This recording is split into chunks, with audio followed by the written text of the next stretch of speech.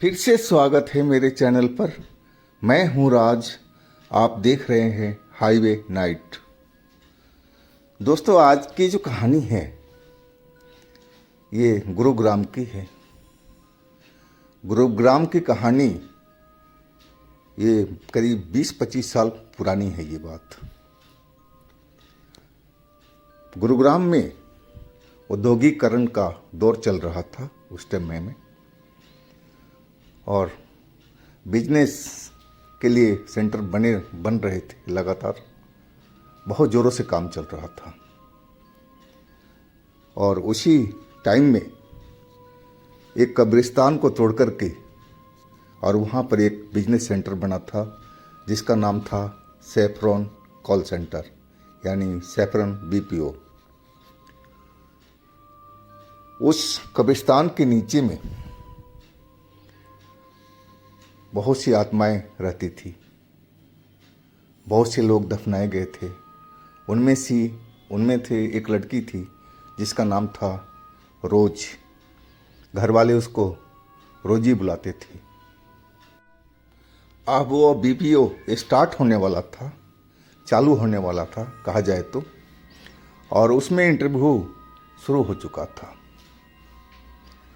Interview में वो लड़की भी आई जो उस कब्रिस्तान में आत्मा बन करके रहती थी। उसने इंटरव्यू दिया और जॉब भी उसको मिल चुका था। वह इतनी सुंदर थी और इतनी मेहनती थी कि लोग बाग उसके जो मैनेजर और जो टीम लीडर थे बहुत ही मानते थे। बहुत ही मेहनती लड़की थी। वो अपने काम पर लग गई थी। दूसरे को भी सहायता करती थी। वो दूसरे की भी मदद करती थी और बहुत ही कड़ी मेहनत से अपना काम कर रही थी। उसको ज़्यादातर रात की ड्यूटी पसंद थी, लेकिन कभी कभी वो दिन में भी काम किया करती थी। जब उसकी जगह पर कोई नहीं आता था तो दिन में भी अपने काम पर आ जाती थी। रोजी को बेस्ट एम्प्लॉय का खिताब मिल रहा था। साल का, महीने का, हफ्ते का, वो खिताब पर खिताब जीतती जाती थी। लेकिन वो मेहनत भी बहुत करती थी। वो लगातार अपने काम में रुचि रखती थी और दूसरे को भी साथ में मदद करती थी। बताती थी कि तुम ऐसा करो, तुम ऐसा करो। अपने सहपाठी को, सभी को खुश रखती थी। रोजी को उसके मैनेजर, टीम लीडर, हर कोई इस पर खुश था। उसके आसपास में जितने लोग थे सब रोजी को चाहते थे, दिल से चाहते थे। इतनी मेहनती लड़की, इतनी होनहार लड़की जो अपने काम को अंजाम दिए जा रही थी। कहा जाए तो हर काम को चुटकी में कर लेती थी। और एक दिन सुबह सुबह जब अपने ऑफिस आई, अपने सीट पर बैठी, और तभी एक फ़ोन आता है और रोजी फ़ोन पर लग जाती है, बात करने लगती है। 5 मिनट बीता, 10 मिनट बीता, 15 मिनट बीता। वो फ़ोन लगातार 1 से 1.5 घंटे तक चलता रहा।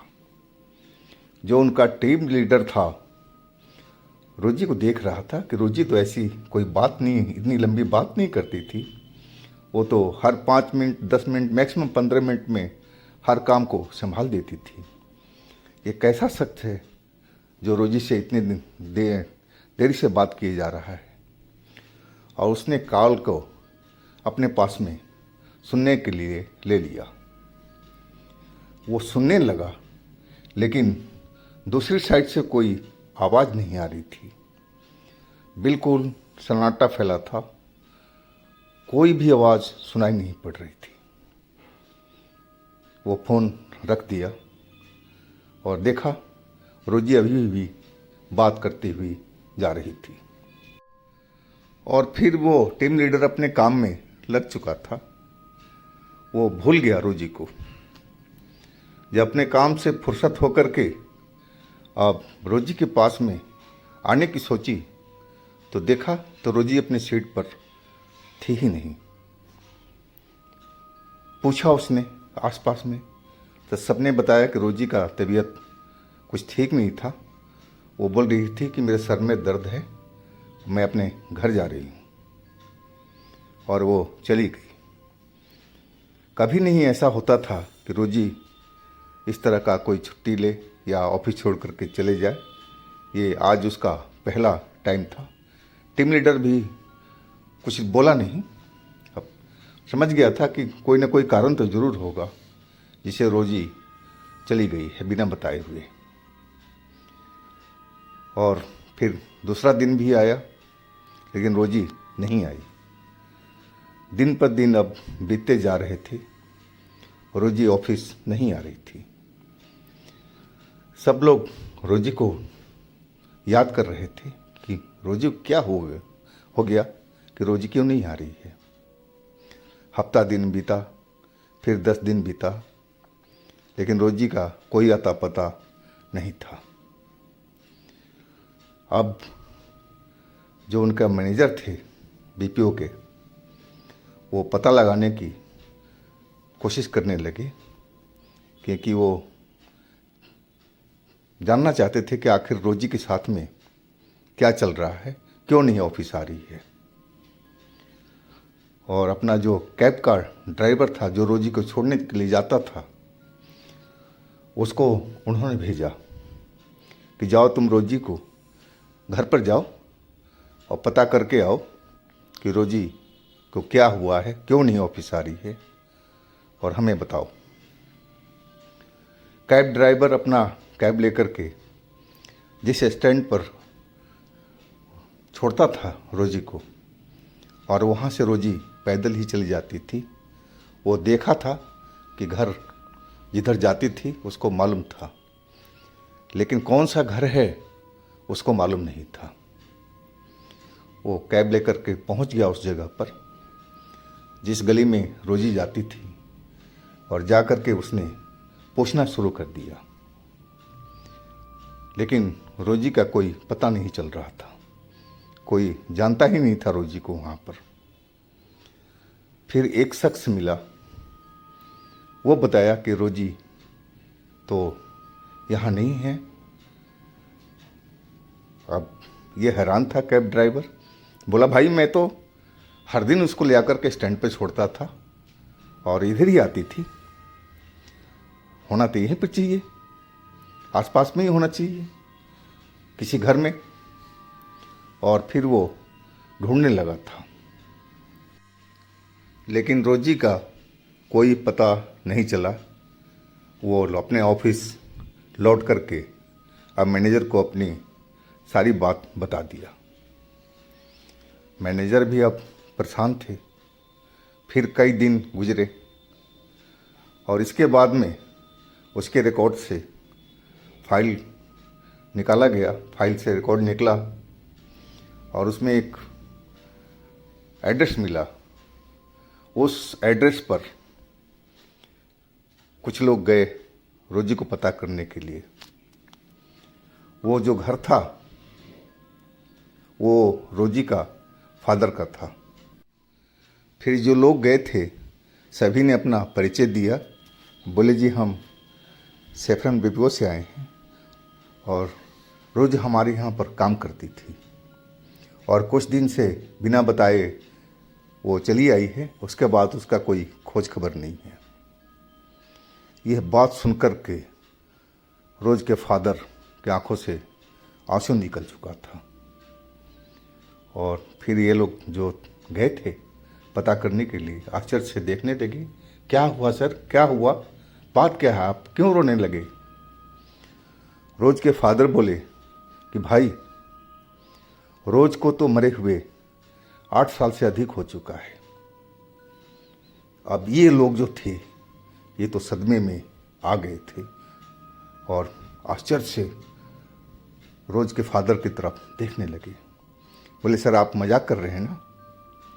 रोज के फादर बोले, नहीं मैं कोई मजाक नहीं कर रहा हूँ। मैं सच बता रहा हूँ आपको। रोज़ को मरे हुए 8 साल से अधिक हो चुका है। रोज़ का एक्सीडेंट में मौत हो गया था और रोज़ को हम उद्योग विहार के कब्रिस्तान में दफना दिए थे।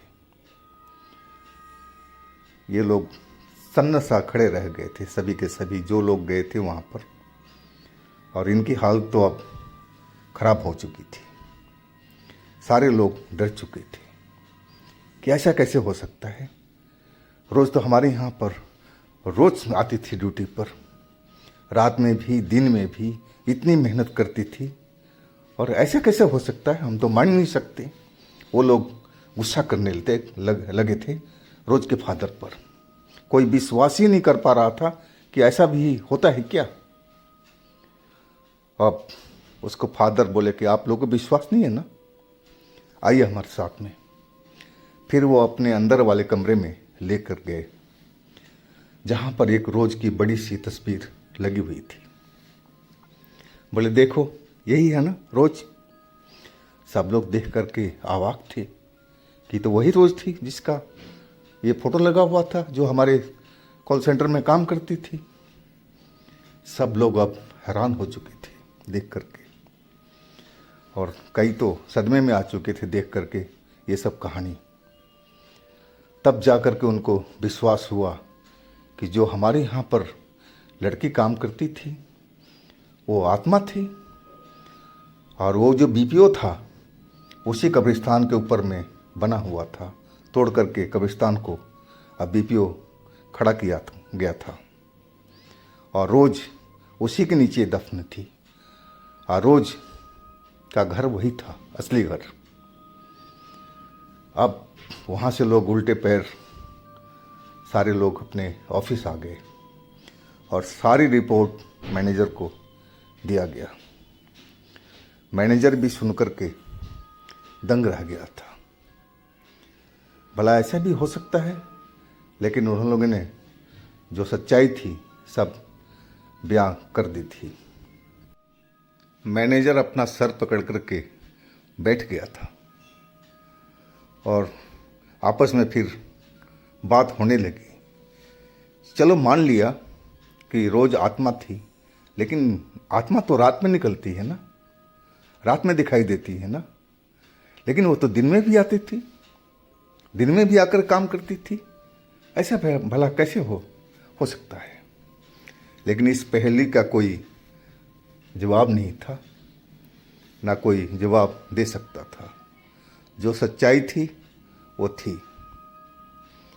तो दोस्तों, ये थी गुरुग्राम की सच्ची कहानी रोज़ की। और आपके पास भी अपनी कोई आप बीती है, कोई घटना है, तो हमें इंस्टाग्राम पर शेयर कीजिएगा, और नहीं तो मेरे व्हाट्सएप नंबर पर भी शेयर कर सकते हैं।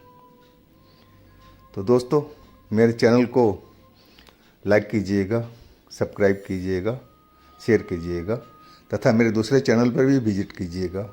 उनमें भी अच्छी अच्छी कहानियाँ भरी पड़ी हैं। आपको बहुत आनंद मिलेगा सुन करके, देख करके। तो मिलते हैं दोस्त अगले दिन हम एक नई कहानी के साथ में। आप लोग अपना बहुत बहुत ख्याल रखिएगा। नमस्कार।